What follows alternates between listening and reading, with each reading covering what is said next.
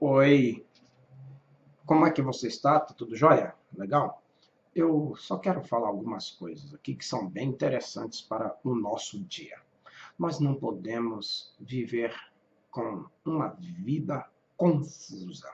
Quando você vive uma vida confusa dentro de casa, com questões familiares, principalmente entre marido, mulher e filho, isso gera transtornos grandíssimos. Algumas pessoas vão embora de casa, alguns filhos saem, ou a esposa vai embora, ou contrário, o esposo vai de casa para outro lugar, some no mundo, resolve morar sozinho, alugar uma casa e não ficar mais dentro daquele ambiente, do convívio familiar chamado ecossistema, por causa das discordâncias. Algumas casas é muitos palavrões, outras casas são muitas cobranças. Algumas cobranças mais ou menos assim. Você é obrigado a me dar tudo. Aí o cara está desempregado e o filho não entende e ele fica sendo pressionado a ter tudo. Ou a mãe fala assim, ó, vai lá falar com seu pai, ele que tem que se virar, ele tem que te dar. Mas aí o cara não tem serviço, já procurou, já lutou, aí vai entrando em crise, vai se perdendo. E algumas situações no nosso país, principalmente, que está acontecendo, é você ir na rua e você ver muitos mendigos. Você vai na rua e você encontra muitas pessoas caídas, vai vivendo de favor, vai vivendo de esmolas, vai vivendo daquilo que sobra. Ainda bem que às vezes tem alguns restaurantes que são generosos, eles dão uma marmita para a pessoa comer. Eu vi esses dias, eu estava ali na região da Praça da Árvore e alguém ajudando outra pessoa a se alimentar. Aqui no bairro mesmo também tem algumas pessoas que estão passando por dificuldades horríveis e aí as pessoas contribuem com ela. Mas tudo começa dentro de casa. Se em casa as coisas se perderem, forem gerados problemas grandíssimos, como tem sido, né? Gerado muitas coisas estranhas, você pode ficar sabendo.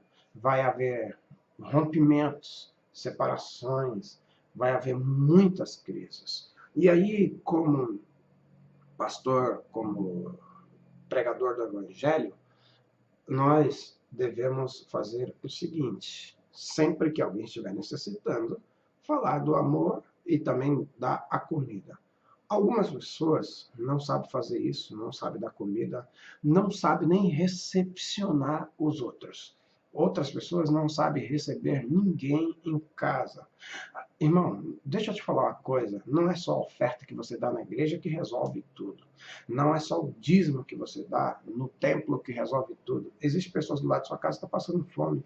Existem mulheres do lado de sua casa que estão em dificuldades. E aí, quando um dia Jesus estava no meio de uma situação bem grave e alguém falou para despedir a multidão porque não tinha nada que comer, alguém apareceu e puxou lá uma comida.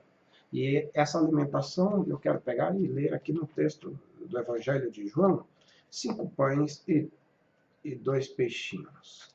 Com 5 pães e 2 peixinhos, alimentou uma multidão e a coisa mudou. Evangelho de João, capítulo de número 6.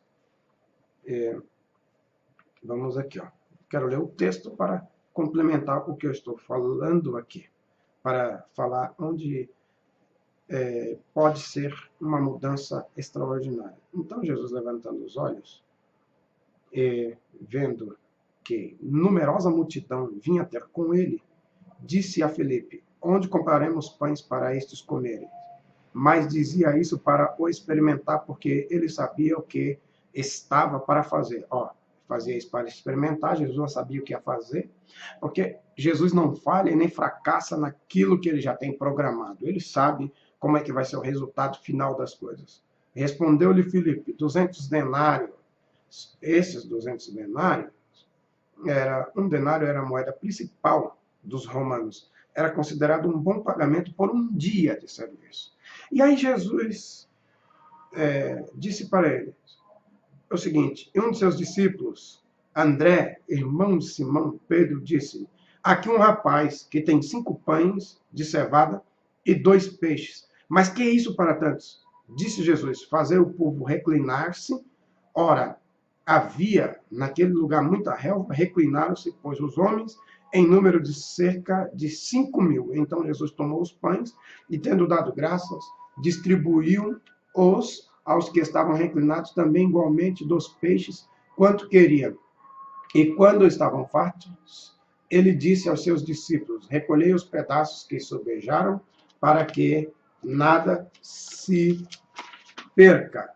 Recolheram-no, pois, e encheram 12 cestos de pedaços, dos 5 pães de cevada que sobejaram aos que havia comido. E vendo, pois, os homens os sinais que ele tinha, fizeram, este é o verdadeiro profeta que havia de vir ao mundo. Que coisa maravilhosa! Jesus nunca vai deixar você sem nada, sem pão, sem seu alimento, sem aquilo que é necessário para a sua vida. Veja bem, pare e pense comigo.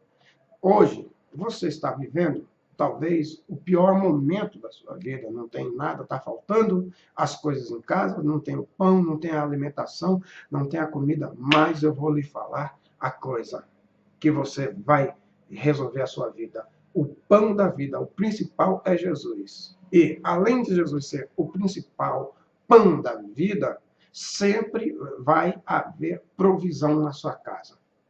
Sempre haverá. A sua casa pode estar em muitas dificuldades e problemas grandíssimos. Veja que tinha um rapaz com a providência, com 5 pães e 2 peixes. 5 pães, 2 peixes. Aí, que é isso para tantos?